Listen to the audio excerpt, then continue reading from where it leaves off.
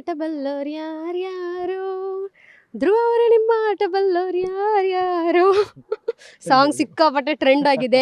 ಆ ಒಂದು ಗುಂಗಿಂದ ಹೊರಗಡೆ ಯಾರು ಬರ್ತಿಲ್ಲ, ನಾನು ಬರ್ತಿಲ್ಲ. Thank you so much. ಬರಬೇಡಿ ಗುಂಗಿಂದ ಆಚೆ. ಎಲ್ಲ ವೀಕ್ಷಕರಿಗೂ ಸಂಕ್ರಾಂತಿ ಹಬ್ಬದ ಶುಭಾಶಯಗಳು. ಸಂಕ್ರಾಂತಿ ಹಬ್ಬ ಒಂದು ಸ್ಪೆಷಲ್ ಆಗಿ ಯಾವ ರೀತಿ ನಿಜ ಜೀವನದಲ್ಲಿ ನಾವು ಅನುಭವಿಸ್ಬೇಕು ಅದೇ ರೀತಿಯಲ್ಲಿ ನೀವು ಈಗ ಎಲ್ಲವನ್ನು ಎತ್ತುಗಳಿರಬಹುದು, ಕಬ್ಬಿರ್ಬೋದು, ಅದೇ ರೀತಿ ಸಂಭ್ರಮಿಸ್ತಾ ಇದ್ದೀವಿ.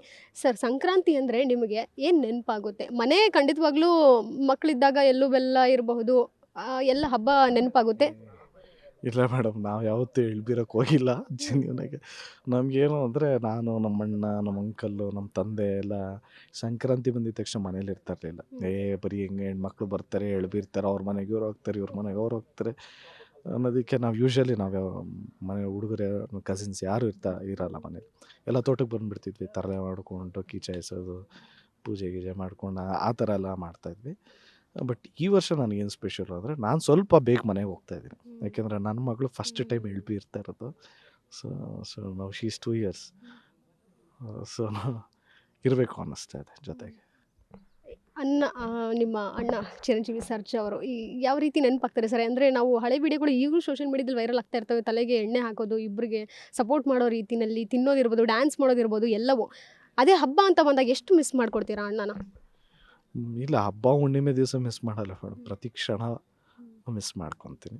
ಕೇಡಿ ಕಾಳಿದಾಸ, ಕೇಡಿ ಅಂತ ಹೇಳಿದ್ರೆ ಕೆಲವೊಬ್ರಿಗೆ ಅರ್ಥ ಆಗೋದು ಬೇರೆ ರೀತಿಯಲ್ಲಿ.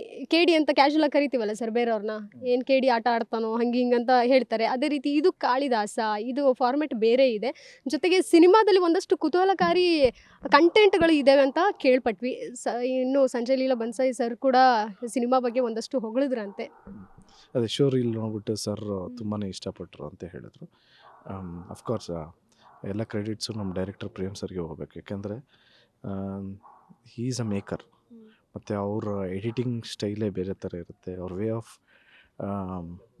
ಕನ್ವೇಯಿಂಗ್, ಅಂದರೆ ಕನ್ವೇ ಮಾಡೋ ರೀತಿ ಅವ್ರ ಸ್ಟೈಲಲ್ಲೇ ಇರುತ್ತೆ. ಯೂಷನ್ ಪ್ಯಾಟ್ರನ್, ಯೂಶಲ್ ಫಾರ್ಮುಲಾ ಥರ ಏನಿರಲ್ಲ. ಅವ್ರದ್ದೇ ಬೇರೆ ವಿಷನ್ ಇದೆ. So entire credit goes to director Prem ಸರ್ಗೆ ಹೋಗ್ಬೇಕೆಲ್ಲ ಕ್ರೆಡಿಟ್ಸು. ಯಾಕೆಂದರೆ ಸಾಂಗ್ ಕಂಪೋಸಿಂಗು ಅಷ್ಟೇ ತುಂಬ ಡೀಟೇಲಾಗಿ ಟೈಮ್ ತೊಗೊಂಡು ಮಾಡ್ತಾರೆ. ಮೇಕಿಂಗು ಅಷ್ಟೇ.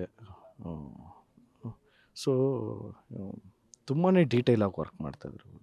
ಸೊ ಈ ಸಿನಿಮಾಲಿ ಆ ಸಾಂಗ್, ಇವಾಗ ಶಿವ ಸಾಂಗ್ ಅಷ್ಟು ಚೆನ್ನಾಗಿ ರೀಚ್ ಆಗಿದೆ ಅಂದರೆ ಅಫ್ಕೋರ್ಸ್ ಒಂದು ಪ್ರೊಡಕ್ಷನಿಂದ ಇನ್ನೊಂದು ಎಲ್ಲದಕ್ಕಿಂತ ದೊಡ್ಡದಾಗಿ ಕ್ರೆಡಿಟ್ ಹೋಗ್ಬೇಕಾಗಿರೋದು ಡೈರೆಕ್ಟರ್ಗೆ. ಯಾಕೆಂದರೆ ಬರ್ಸಿರೋದು ಅವರೇ, ಬರೆದಿರೋದು ಅಫ್ಕೋರ್ಸ್ ಮಂಜು ಅವರು, ಓಕೆ ಮಾಡಬೇಕಲ್ಲ. So director Prem. Guarantee news, ಸುದ್ದಿ ಖಚಿತ, ನ್ಯಾಯ ನಿಶ್ಚಿತ.